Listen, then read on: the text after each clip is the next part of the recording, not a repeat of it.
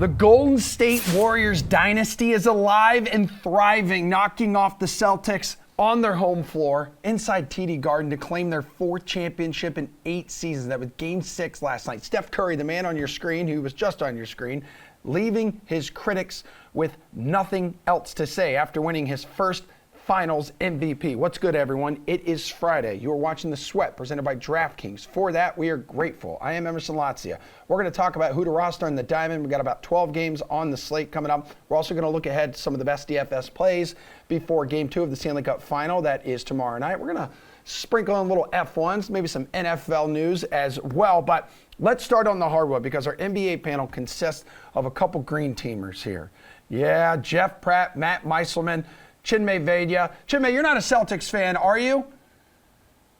I'm not. Okay. And it took me it took me a lot to root against the Celtics because they do have some likable players. But Yeah. the most likable team in the finals this time was Golden State Warriors. Yeah, and you're wearing your Golden State Warriors colors this morning. Jeff, sources are telling me you cried yourself to sleep last night. So how were the Warriors able to win 3 straight in this series and ended up hoisting the Larry O'Brien trophy? Does it look like I'm crying, Emerson? You We've actually look great. but Like your skin looks great, your hair looks great, your smile I look great. looks great. Look, I'm never one to dwell on things. I am appreciative of what the Celtics did this season. The better team won in the finals, so I can give props to the Warriors. And what they did was they figured out how to rebound and limit Boston's advantage in the paint. The Warriors were out rebounded 47-31 and outscored 52-26 in points in the paint in Game 3. And then over the next 3 games, they were able to close out that margin significantly. And then they just started making shots and really got into a flow with their offense. And then the Celtics just couldn't match that. The Warriors role players also stepped up as the series went along. Jordan Poole figured it out. Draymond Green actually became a factor. Andrew Wiggins played like a star. Otto Porter was fantastic throughout the entire series. And then on Boston's side, their bench completely disappeared. The bottom line is Golden State figured it out when it mattered most, and the Celtics just couldn't weather the storm. Matty, years down the road, you're going to look back at this NBA Finals, and how will you remember it? Am I supposed to talk now? I have to have some. Go ahead. You okay? Oh, man. You seem emotional. I will remember it as a massive missed opportunity where the better team fell apart and gave the finals away. Wait a minute. You can't call them the better team if they didn't win the title. The Warriors just won 3 straight. The Suns were better than the Warriors too, and they didn't even get there. Sometimes the better team doesn't win. Sometimes they don't. I don't understand how you could. By the Tampa Bay Lightning, they were the better team also. Sometimes the better team just doesn't win. Okay, to me it just doesn't make sense to call the team that didn't win the championship the better team. But anyway, the Warriors certainly played better in the finals. Yeah. I will certainly grant that sounds like something the better team would do. Sometimes. But the Celtics just couldn't take care of the ball. Like, I know we've been talking about this for weeks and weeks, and it's like when the Celtics take care of the ball, they win, and they just didn't do it. It's not like the Warriors' offense was great. They actually, like, they were pretty mediocre, scoring around 100 points in most of their wins. I will give the Warriors' defense a lot of credit, but like, my God, the turnovers, and it's specifically the live ball turnovers where it's just points at the other end, like free baskets when Jaylen Brown's just falling on the ground, Jason Tatum just not playing the way that he was. I'm not going to make excuses about the shoulder because, honestly, I think the game plan and the focus was more of an issue than Tatum's health. So that's the one excuse I really don't want to make. Tatum just played terribly. So I really feel like the Celtics gave this one away. Yeah, I don't know. That's about it. No, it's all good. That's how I'll remember it. And Tatum said afterwards he does not believe he's going to need surgery on that shoulder. I mean, Chinmay, is it more, I guess, of what the Warriors did or more of what the Celtics did not do? Matt referenced the turnovers. That was 23 turnovers last night, including 7 over the course of 11 possessions at the end of the second quarter. And Jeff and Matt both talked about it, and I think they're all factors in why the Celtics lost this series after going up 2-1. It was the rebounding battle. The Warriors absolutely crushed the Celtics on the boards after that Game 3 loss. It was the turnovers, specifically live ball turnovers. And, you know, I kind of agree with what Matt is talking about in that maybe not necessarily the better team didn't win, but the best team on paper, if both teams played at the top of their capabilities you would see the Celtics coming out over the Warriors. That's what all the analytical models predicted to quite a heavy margin. But the fact of the matter is that the Celtics didn't play up to their capabilities and the Warriors did. And that's really what it comes down to. So I think the Warriors were the better team when it came to executing the game plan and actually playing the game. The Celtics, though, were probably the better team when you looked at all the metrics. And really, I think it was the turnovers, the live ball turnovers. That's where the Warriors got a lot of points where they were struggling in the half court, but they made up for those points in the turnovers. And then the rebounding battle was huge. And Boston's defense in key moments just fell apart. So it kind of all came together game 5, game 6, and that was it for Boston, because after game 3, the Warriors looked like a different team, and those were the reasons why. Yeah, Jeff, there were some disappointing performances out of the Celtics offense, too, throughout this series. How were the Warriors able to put the squeeze on the C's offense? I have no idea how they contained Jason Tatum the way they did. Well, it's called Andrew Wiggins, baby. That's who it is, who should have been the MVP. It's called Andrew Wiggins. And I think, listen, we have to come back here. You really saw the difference between a team that entered this series with 123 combined games of finals experience versus a team that had absolutely no prior experience on the biggest stage. And it showed in every aspect of the series. The Celtics were able to get off to a hot start. But when it got down to the nitty gritty, the Warriors were able to figure it out because they had been there. They had done that. They knew what it took to win a championship. And at the end of the day, it was just not turning the ball over. We all knew the stat. Boston was 1-7 in the postseason when they turned the ball over 16 times. Well, it felt like they almost hit that mark in the first half last night. You can't beat anyone in this league if you turn the ball over 23 times. And then what they did defensively, I mean, it's a head scratcher because you feel like the physicality that Boston saw throughout the postseason to get to this point was much tougher than what Golden State presented in the finals. They went through Milwaukee. If you look at what they did in the paint and what they had Giannis and Brook Lopez, who was just pushing people away whenever the Celtics tried to get to the bucket. And then the Heat are one of the toughest teams in the NBA. You look at the Warriors and you say, okay, they're undersized. Kevon Looney is their only true big man. And then you got Draymond Green, who didn't look like himself for the majority of the series. So how did they shut the Celtics down? I don't know. I'm going to have to go back and look at some of the tape. I understand it was execution-wise. They played it perfectly, but this is a frustrating one for Boston. And Maddie, finals MVP going to Steph Curry, the first in his career. I mean, how much can you doubt his legacy now? How much can doubters doubt his legacy?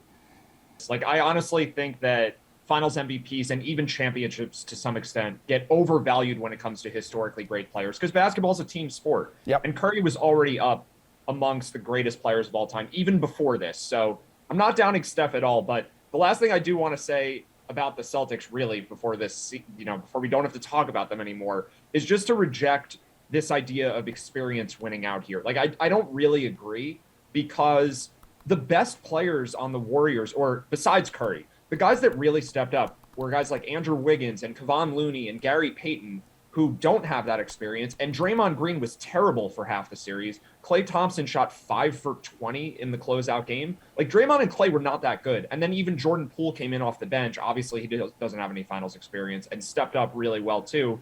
So you could argue, like, okay, maybe it's stuff that Draymond and Steph and Andre Iguodala did with them in practice that got them there. Maybe that's an argument you can make. But the Celtics had veterans, too, and, like, Marcus Smart didn't play great. I think it was, like, the Warriors' younger players, like Gary Payton specifically, were a huge reason for all the turnovers that we saw. So I think the whole team deserves credit, and it's a lot of guys that didn't have finals experience. All right, Chinmay, what are they going to say now? Andrew Wiggins, like, carried the team here? That's exactly what the Warriors were saying in the post-game, news conference and presentation. What are they going to say now? In 2015, it was, LeBron didn't have any help. Kyrie was hurt. Kevin Love was hurt. In 2017 and 2018, it was Kevin Durant, and it was a super team. And what are they going to say now? So I think Mike Greenberg on the countdown presentation kind of hinted at this, and I think it makes a lot of sense. This was like the validation title for the Golden State Warriors. Like, there were no excuses here for anybody to poke holes in the Warriors this time. Like, this team was good, and was good throughout their whole run, and this kind of cemented it. And we'll see what they can. I mean, this team is not going anywhere. You know, ever since that first championship, there has never been a series that the Warriors have lost when Steph, Clay, and Draymond have played in every single game. They haven't lost a postseason series yet since that first championship. So this team is not going anywhere, and I think it was great for Steph Curry to finally get a Finals MVP. He probably should have won in 2015. We kind of value, you know, game impact is something that gets, you know, something that's overvalued, I think. And Iguodala did make an impact in that series, but I still think Steph was the best player for the Warriors then. And we'll see if he can keep it going. We'll see if this team can keep it going, because they haven't lost when those three guys are on the floor together for a whole series. And maybe they get another one. So it was a nice little validation of everything that they've accomplished as a trio and as an organization. Jeff, Steph Curry carried this team most of the season, and now no one can point to Kevin Durant for this ring. Absolutely. As much as Stephen Curry wants to play this off, winning Finals MVP is the one thing he had left on his bucket list. He admitted that he looks at social media, so he's got to be stuck knowing that he's hearing the narrative that he can't win without KD. He doesn't show up in the finals, and he got the last laugh on Thursday. We're talking about a 4-time NBA champion now, 2-time MVP, 8-time All-Star, and a guy who completely revolutionized the game. I try not to fall into recency bias, but there's a chance he had more of an impact on the game of basketball than any other player in NBA history. You look at how it's being played right now in the modern era. With this win, in my book, he's a top 10 player of all time. He deserves all the praise he's going to get. And then to quickly touch on the 2015 Finals MVP going to Andre Iguodala, can we now just look back on that, as Chinmay was saying, and realize how ridiculous it was that he got Finals MVP just for defending LeBron and containing LeBron? And I still think he averaged over 30 points per game in that series. So Curry should have got it back then, finally got it last night. All right, let's go ahead and look ahead to next year's title odds, too, while you guys are here.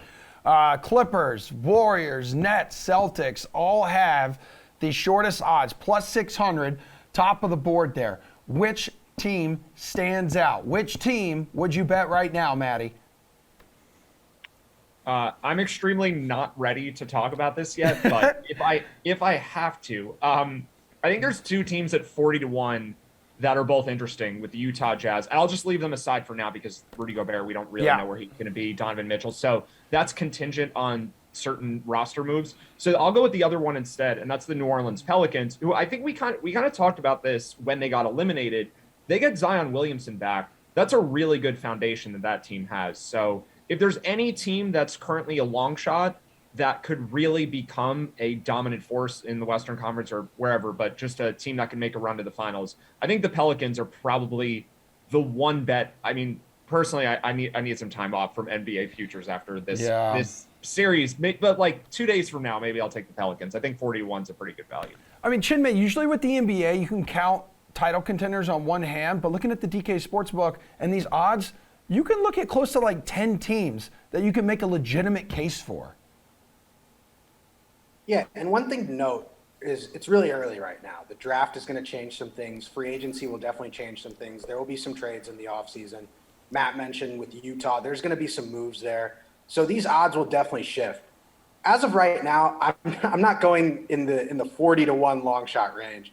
But one team to look at is the Milwaukee Bucks, who are just underneath those first four teams. The Bucks were up 3-2 on the Celtics in this postseason, and they didn't have Chris Middleton. Maybe if they have Chris Middleton, they win that series. They probably get past the Miami Heat. And then it's, a showdown with the Warriors in the finals. And who knows? Giannis is a tough matchup for Golden State. So I think the Bucks are definitely a value play if you're not looking at one of those top four teams. But if I'm picking right now, as I just alluded to, I can't pick against the Warriors. This is starting to look like a fool's errand to try to predict when this team is going to go away. So at this moment, if you're looking for someone outside of that top four, I think the Bucks are a nice value add, but I can't pick against Golden State until I actually see them lose a series. I mean, Jeff, Jaylen Brown saying the future looks bright here. I mean, maybe 1 year for some of these young guys to grow up, plus 600 odds.